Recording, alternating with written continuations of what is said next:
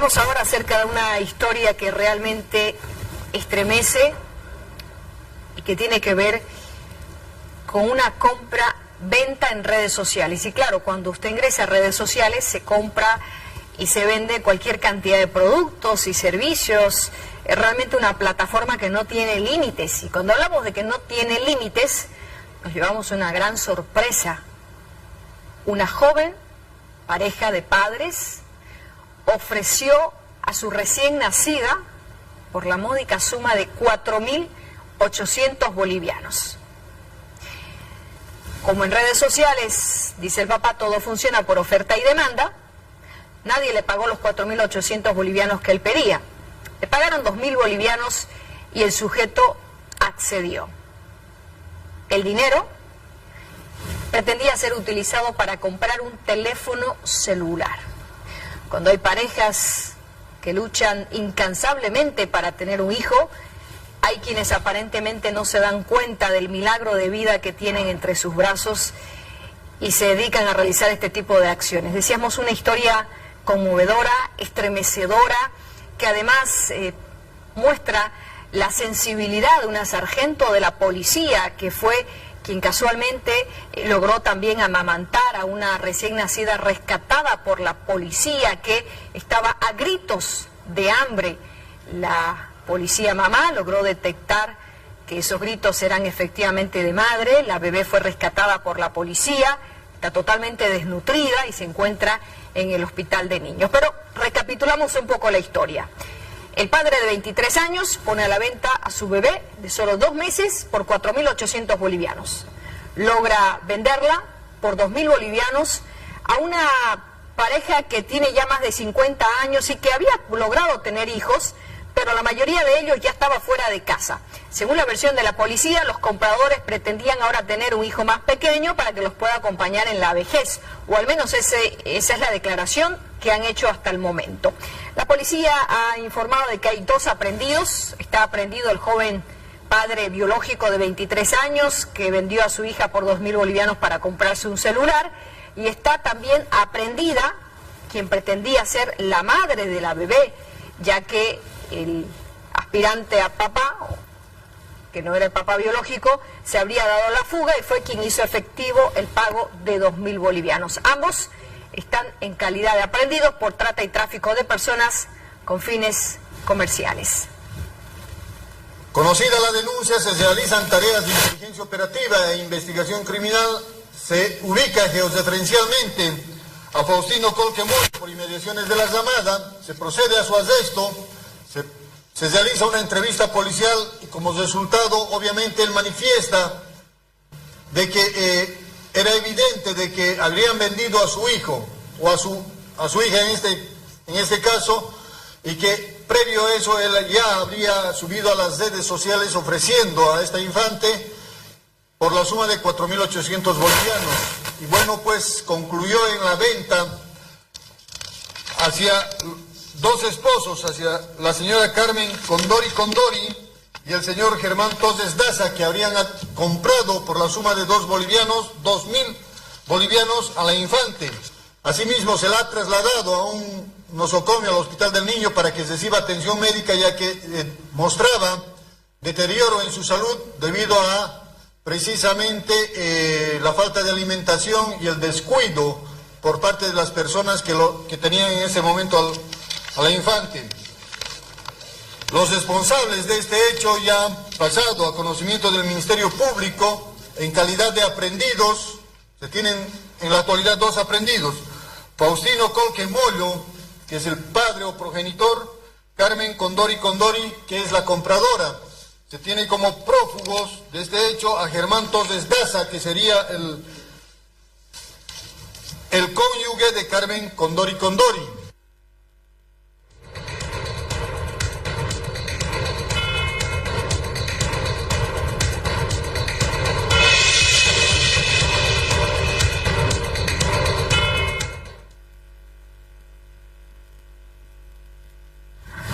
Bueno, pero eso no es todo. Decíamos que la Fiscalía, la División de Trata y Tráfico de Personas, también se ha hecho eco de esta investigación de la venta de una bebé que tan solo llevaba 2 meses de nacida y fue vendida por sus propios padres. La Fiscalía ha informado que el padre biológico y la mujer que está aprehendida, que era la pareja del hombre que hizo efectivo el pago, serán llevados ante un juez cautelar por delitos que tienen que ver con trata y tráfico de personas. Se ha dicho también que la madre biológica de 17 años aún no está en calidad de aprehendida, ya que la Fiscalía presume que era manipulada por el padre de la bebé. De acuerdo a los elementos, a los indicios que se tienen, es de que se habría procedido por un quantum económico, aproximadamente 2.000 bolivianos, a la venta de una bebé por parte de su progenitor, de su padre, a una tercera persona, presumiblemente una señora, una ama de casa. Entonces ella, ya arrepentida o atemorizada, o estaba atemorizada, ya de cuenta de que presuntamente su pareja la había vendido a una persona que venía y las visitaba ahí a la casa. Es entonces de que ella, la vecina, le dice: vamos a recuperarla. Se van, conocían la casa y sale la persona que habría presuntamente comprado a la niña, 2.000 bolivianos habría pagado, y le piden, ¿no?, que la devuelvan. Y ella les dice de que sí, se la podría devolver, pero con la suma de 5.000 bolivianos, porque ella ya habría gastado en pañales, la alimentación y demás. No descartamos que sea por redes sociales. ¿Por qué? Porque de acuerdo al desdoblamiento que se tiene del teléfono, obviamente, del sujeto, la habría estado ofertando a la niña por grupos y redes sociales, es decir, con anterioridad. Los dos están inmiscuidos en el mismo delito, son trata de personas, de acuerdo al artículo 281 bis, numeral 1, con fines de disposición del ser humano. Se dice, pero obviamente vamos a investigarlo también, se dice de que esos 2.000 los viene utilizados en la compra de un teléfono celular.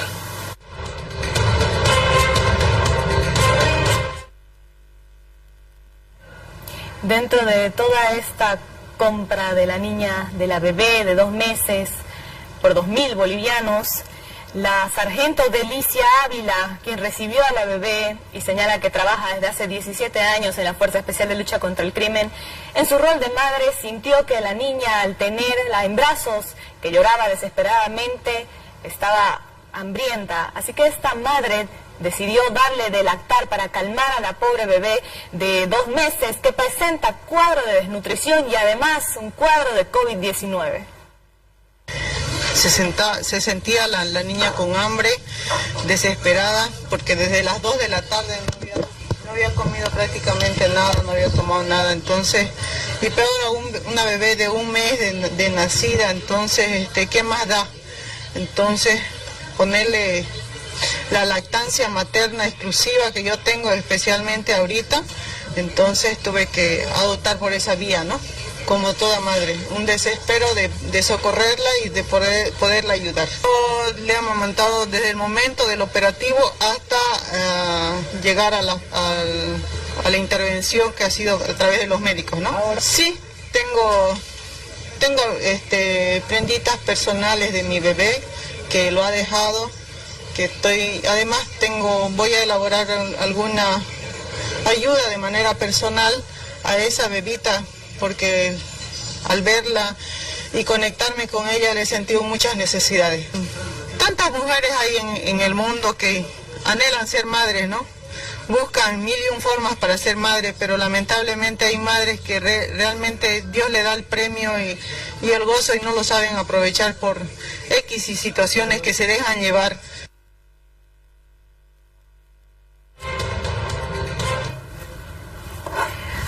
Estamos ahora en vivo y en directo en un contacto vía Zoom con la senadora de la bancada de Creemos por Santa Cruz, la señora Senta Rec. Muy buenas tardes, senadora, muchas gracias por aceptar este contacto con Gigavisión. Informábamos un poco más temprano sobre la posición de algunos gobernadores que se encuentran reunidos en la ciudad de La Paz respecto a una coincidente posición para postergar el censo de población y vivienda que ya fue marcado por el gobierno para el próximo 16 de noviembre. ¿Cómo percibe usted estas declaraciones y la posición adelantada de pedir ya una postergación de esta gran encuesta nacional? Bueno, muy buenas tardes. Gracias, Carly, por la participación. Un saludo cordial. Y esta reunión ha sido generada con el objetivo específico de postergar el censo. El gobierno, a través de esta reunión, ha planteado que a través de los gobiernos subnacionales que le son afines exclusivamente, que el censo debe postergarse, como si esta postergación viniera de parte de esta demanda, cuando en realidad creemos, ya lo había adelantado y había comunicado, que en las condiciones actuales era imposible generar un censo y el gobierno nunca transparentó esa información. Nos parece que siempre se generan este tipo de distorsiones cuando el gobierno debía hablar claramente de que en realidad ellos no han preparado el censo, no tienen hasta el momento ningún tipo de avance que permita la aplicación y la ejecución de esta gran encuesta nacional. Nos llama la atención también que ojalá en esta reunión se hablen de los aspectos que deben ser enmendados, que no quede solamente en una visibilización hecha exclusivamente como cortina de humo para decir que son los gobiernos subnacionales los que piden esta postergación, sino que se visibilicen exclusivamente las cosas que no se han hecho hasta el momento, la información de cartografía, la falta de ruta crítica para el censo, la transparencia que debe haber, el hecho de que los cuestionarios tampoco no se han generado ni son públicos. O sea, todas estas situaciones de ficha técnica y de límites y de todo lo que hemos venido planteando, que hasta ahora el gobierno, además de no haber avanzado, no transparenta de qué manera va a ser manejado. Creo que esta reunión no tiene que ser solamente para postergar, debería ser para enmendar los problemas que estamos denunciando. O sea, tampoco la representación y de la manera en que se va a censar, la representación que vamos a tener los ciudadanos no está aclarada. Necesitamos que se introduzca la categoría mestizo. Ese debe ser un pedido también de estas autoridades que están ahora reunidas.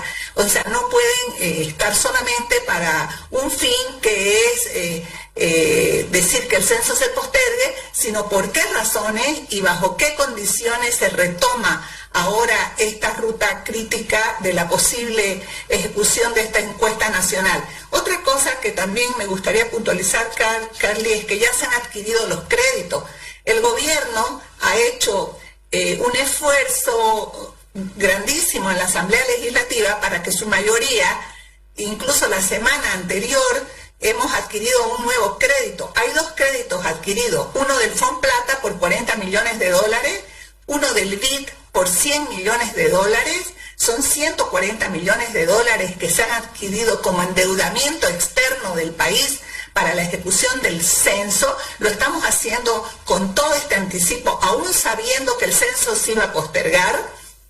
Por eso el apuro de haber ejecutado este proyecto de ley la semana pasada. Según datos oficiales que tampoco son transparentes, se van a gastar 68 millones en el censo. Tenemos 72 millones volando de estos créditos que no sabemos en qué se van a aplicar en el país, a qué van a ser destinados. Pedimos justamente a la oposición que se nos transparentara el uso que se va a dar a estos recursos, a esta deuda externa, y nos dijeron que van a ser para otro tipo de encuestas, pero todo está en la nebulosa. La falta de transparencia con que se adquieren los créditos y con que se está manejando esta ruta censal son más que preocupantes para el país. Esas son las observaciones puntuales que tenemos que hacer. Senadora, usted escuchó al gobernador del Beni, el señor Alejandro Unzueta, el doctor Unzueta, quien justamente hablaba con los medios de comunicación, y él decía tener además sus motivos. Él decía que en el mes de noviembre en el Beni es época de lluvia, pero es época de cosecha, de zafra, de la castaña. ¿La convence a usted estos argumentos o qué cree que podría haber detrás de declaraciones de gobernadores que están pidiendo la postergación de esta encuesta? Bueno, por lo menos debieron asegurarse que sus observaciones, que sus planteamientos sean pues creíbles, ¿no? Son de más de superficiales los planteamientos que hace el gobernador del Beni, lo siento realmente, y en esto muestra una adscripción y definitivamente, ¿no?, un acuerdo con el gobierno del MAS para poder poner observaciones que no son las más importantes, porque si vamos a postergar el censo por condiciones de lluvia, de cosecha de cada departamento, nunca se va a realizar. Lógicamente que esto para nada es convincente y son observaciones muy superficiales.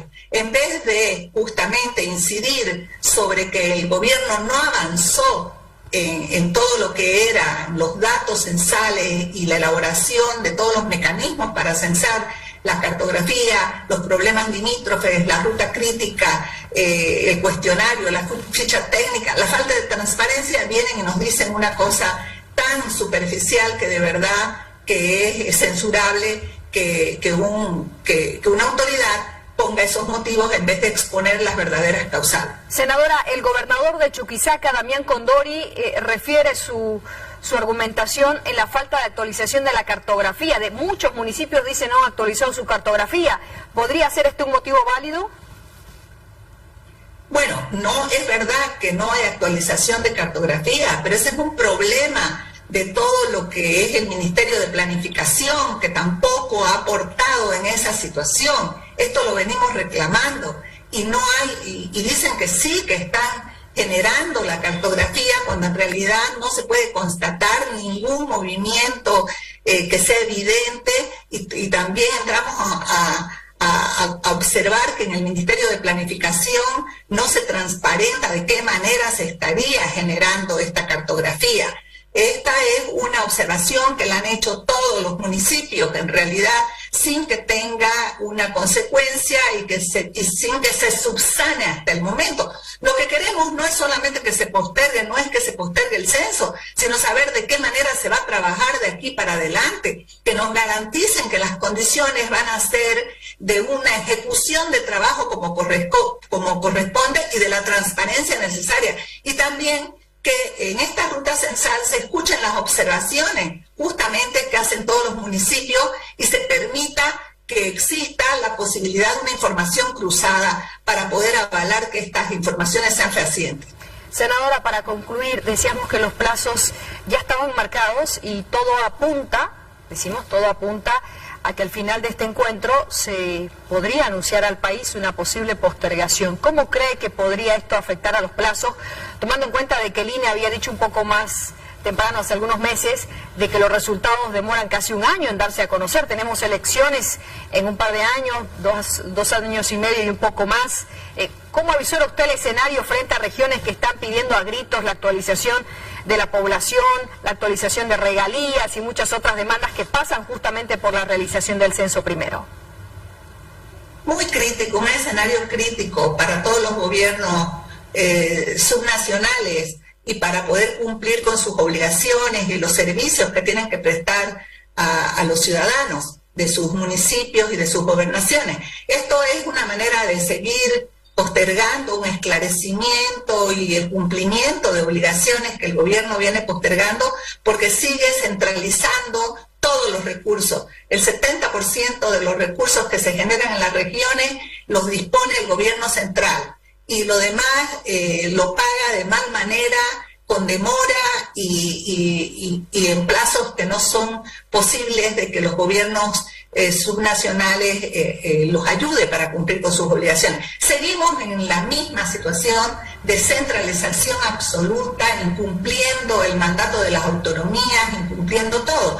Es una situación que solo le beneficia al gobierno central y que tiene hundidas a las regiones en una situación muy crítica, porque cada vez hay más cinturones de pobreza, mientras el INE se inventa unas estadísticas totalmente falsas, porque también crearon una ley de estadísticas donde nadie puede publicar estadísticas que no sean ellos, bajo sanciones penales.